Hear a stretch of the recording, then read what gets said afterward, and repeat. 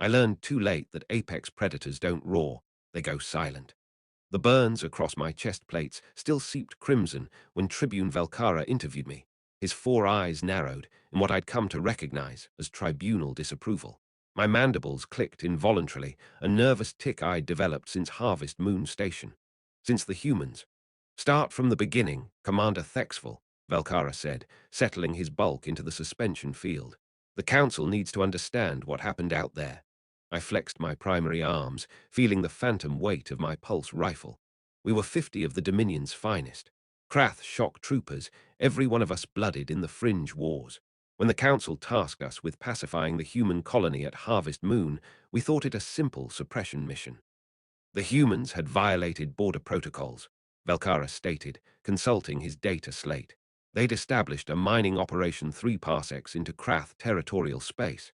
I shifted, my carapace scraping against the medical bed. We hit them at dawn cycle.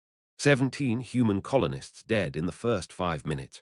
The rest scattered into their habitat modules. Standard insurgency scenario. We'd done it 100 times to 100 species. Velcara's throat sac pulsed. Continue.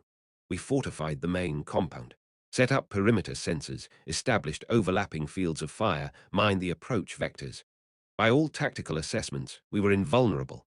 I paused, remembering how confident we'd been. How foolish. Then Central Command intercepted the distress beacon. The humans had gotten a signal out before we jammed their communications. And Earth responded, with extreme prejudice. The words tasted like copper. 48 hours after the attack, our long-range sensors picked up a human vessel dropping out of slip space at the system's edge. Small ship. Single shuttle descent to the moon's surface. Intel suggested 8 hostiles. Velcara's eyes widened. 8 against 50. We laughed too, Tribune. Captain Craxton, he was my second, said the humans must be desperate or stupid. I clicked my mandibles bitterly. We didn't know we were the ones being hunted. The first sign came on hour 73.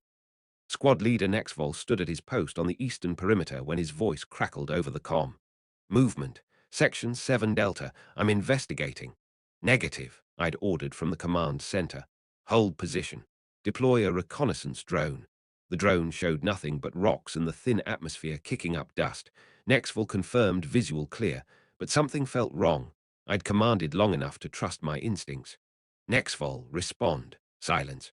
Nexvol, report. Static hissed through the channel. I dispatched a fire team, 4 soldiers in full combat armor, weapons hot.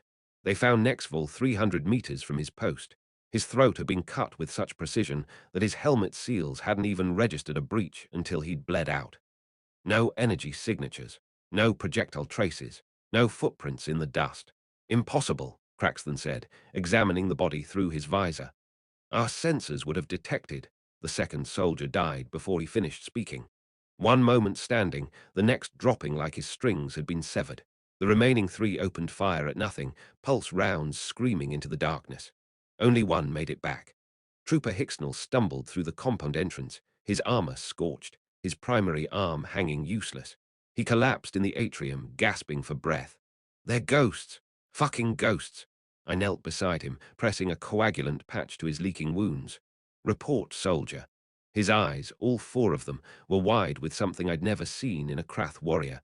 Couldn't see them, Commander. Couldn't track them. He coughed, fluid bubbling in his respiratory chambers. 1 second they're there. Next second Vixpa's head came apart. No muzzle flash. No sound except breathing. Breathing. Right behind us. Heavy, like they were enjoying it. Hicksnell died 20 seconds later, drowning in his own blood. We increased our watch rotation, I told Velcara. Triple redundancy on sensors, overlapping patrol routes. By hour 80, we'd lost 9 soldiers, and we still hadn't seen the enemy. Surely you must have spotted something, the Tribune said, his voice strained. Heat signatures, electromagnetic disturbances. I laughed, a harsh clicking sound. The humans didn't fight like we fight, Tribune. They fought like the predators from their home world, patient, methodical, designed by evolution to kill. Hour 92 brought the psychological warfare. We found Corporal Zithran's body hanging from the communications tower. They'd stripped his armor, carved human symbols into his carapace. But that wasn't the worst part. They'd left his comm unit active, set to broadcast. The screaming had lasted 37 minutes before he died. They wanted us to hear, I said, my voice barely above a whisper. They wanted us afraid. Craxton had grabbed my shoulder plates, his grip tight. Commander, we need to call for extraction. This isn't a defensive position anymore. It's a killing floor. He was right, but I'd been too proud. We are Krath. We don't run from primitives. These aren't primitives. Craxton gestured at the defensive monitors, showing our dwindling numbers. These are demons. Our 112, 31 soldiers remained. The humans finally showed themselves. I was reviewing tactical feeds when Specialist Corval shouted from the southern bunker. Contact. Visual contact. They're just standing there. I pulled up his camera feed. 8 humans stood in a loose semicircle 300 meters out, fully visible in the harsh moonlight. They wore matte black armor that seemed to absorb light, their faces hidden behind featureless helmets. Each carried weapons I didn't recognize. Take the shot, I ordered. 20 pulse rifles opened fire simultaneously. The impact should have vaporized them. Instead, some kind of shielding flickered around each human, absorbing the energy. They didn't flinch, didn't retreat, they just stood there. Cease fire, I barked. In the sudden silence, one of the humans raised a hand, pointed directly at the camera. Then they vanished, not faded, not ran, simply ceased to be visible. Cloaking technology, Craxton breathed. Military-grade active camouflage. But we have countermeasures for that, I said, pulling up our sensor arrays. Infrared, motion tracking, thermal imaging, every sensor went dead, not damaged, not jammed, just off. Like someone had reached into our systems and flipped a switch. They're in our network, our technical specialist Vexlin said, her claws flying across her console. I don't know how, but they've got root access to everything. Life support, weapons, sensors. By the ancestors, they can see everything we're doing. The lights went out. Emergency strips flickered on, bathing the compound in blood-red light. Through the silence, I heard it, the sound Hicksnell had described. Breathing, heavy, steady, coming from everywhere and nowhere. Defensive positions, I roared.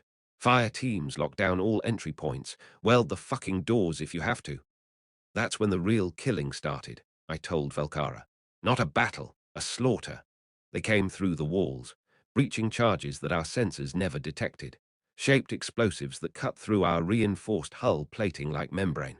One moment we had 4 soldiers guarding the western corridor. The next we had body parts and smoke. I saw the first human clearly during the assault on the armory. Sergeant Rixkull was laying down suppression fire when a section of ceiling collapsed on him. Not collapsed, had been cut. The human dropped through the hole like death incarnate. He was massive, easily 2 meters tall, moving with inhuman precision. Rixkull managed to swing his rifle up, but the human was faster. A knife, a simple, primitive knife, flashed out, found the gap in Rixkull's armor at the neck joint, and the sergeant crumpled. The human looked at me. Even through the helmet, I felt his gaze. Cold, evaluating. Then he spoke, his voice modulated through the armor. 26 left. Want to make this easier, I fired. He shifted sideways, the pulse round missing by centimeters, and disappeared back through the hole, like he'd never been there at all. They're toying with us, Craxton said, his voice hollow. They could have wiped us out in the first hour. They're drawing it out. He was right.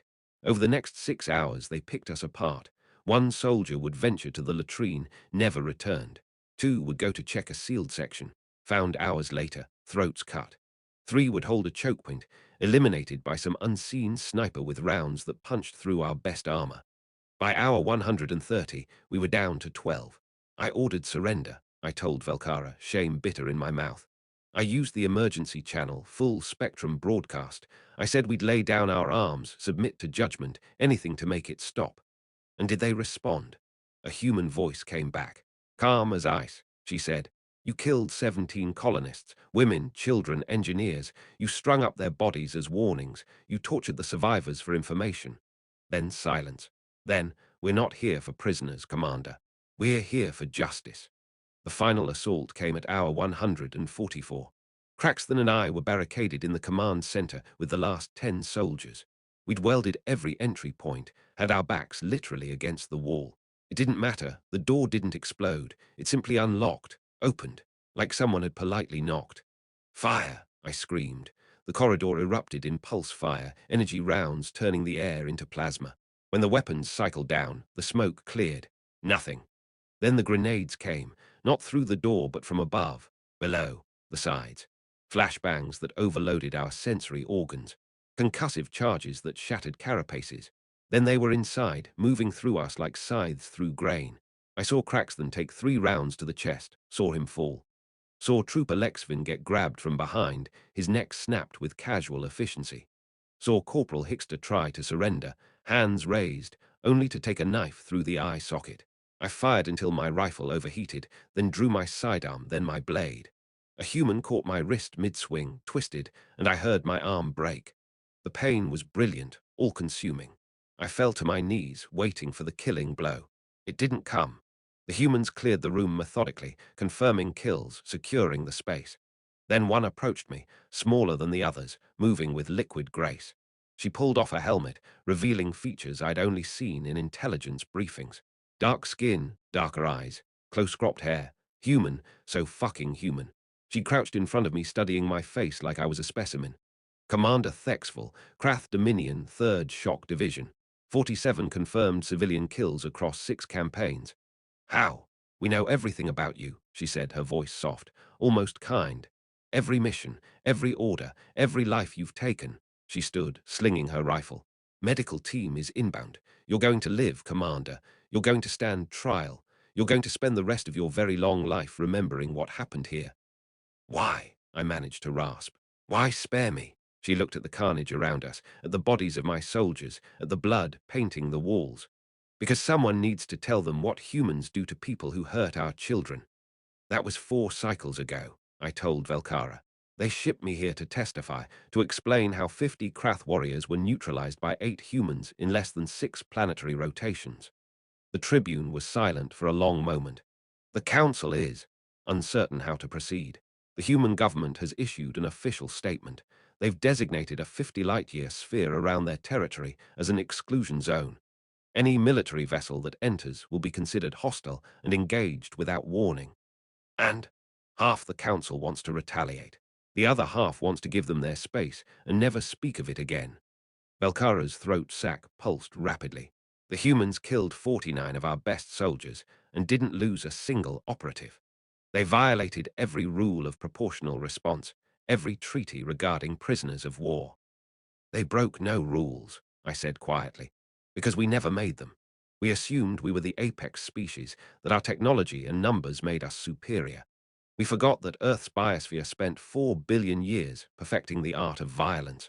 We forgot that humans evolved alongside predators that could smell fear and pack hunters that could track for days. We brought soldiers to kill colonists. They sent hunters to kill soldiers. Valkara stood to leave, his expression unreadable. What do you think we should do, Commander? I looked at the Tribune with all 4 eyes, making sure he understood. Leave them alone, Valkara. Build your exclusion zone and leave them alone. Because the next time we push humanity, they won't send 8 operators. They'll send 8,000. And we'll learn that there's a vast difference between the species that reached the stars and the species that conquered their own world first. The tribunal interviewed me for 3 more cycles, extracting every detail, analyzing every decision. The recordings were distributed to military academies across the Galactic Council, a cautionary tale in 1,000 languages. Respect the humans, fear the humans, but above all, leave the humans alone. I hear they're still debating in the council chambers, angry speeches about sovereignty, wounded pride, and military doctrine. Some call for sanctions, others for dialogue.